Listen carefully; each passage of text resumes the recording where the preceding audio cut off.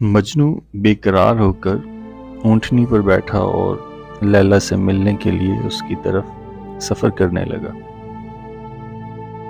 ऊँटनी पर बैठे हुए जब वो लैला की याद में बहुत ज़्यादा मगन हो जाता तो ऊँटनी की लगाम ढीली पड़ जाती और ऊँटनी बजाय लैला की तरफ सफ़र करने के वापस मुड़ जाती और घर की तरफ सफ़र करना शुरू कर देती, क्योंकि ऊँटनी का एक बच्चा था और वो महसूस करती थी कि वो अपने बच्चे से दूर हो रही है। वो वापस अपने बच्चे की तरफ जाना चाहती थी। फिर मजनू को जब एहसास होता कि वो अपनी मंजिल से दूर हो रहा है, वो दोबारा लगाम पकड़ता और ऊँटनी को मोड़ता और फिर सफ़र करता। यही सिलसिला मुसलसल होता और काफ़ी देर के बाद भी मजनू जूं की तूं उसी जगह पर मौजूद होता जहाँ से वो चला था। ये देखकर मजनू बड़ा बेकरार हो गया कि ऐसे तो वो अपने महबूब का दीदार नहीं कर पाएगा।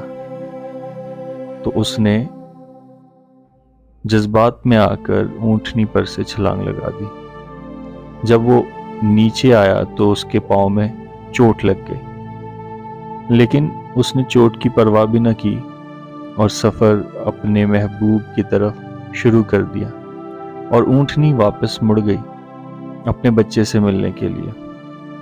तो अगर इस हकायत पर गौर करें जो कि मौलाना रूमी बयान करते हैं, तो हम भी कुछ ऐसी ही सिचुएशन में, कुछ ऐसे ही मराहिल में फंसे हुए हैं। अगर हम अपने जिस्म को ऊँटनी की मानद मान लें और अपनी रूह को, जो हम हैं असल में, जो इस जिस्म पर सवार हैं, और हमारी रूह अपने महबूब से मिलना चाहती है, जहाँ से वो आई है वहाँ वापस जाना चाहती है, लेकिन जिस्म क्योंकि इस दुनिया के मटेरियल से बना है, इस दुनिया की मिट्टी से बना है, यहाँ के तमाम कैल्शियम, प्रोटीन्स, यहाँ की आबो हवा इससे बना है और ये दुनिया में मगन होना चाहता है उस ऊँटनी के बच्चे की तरह।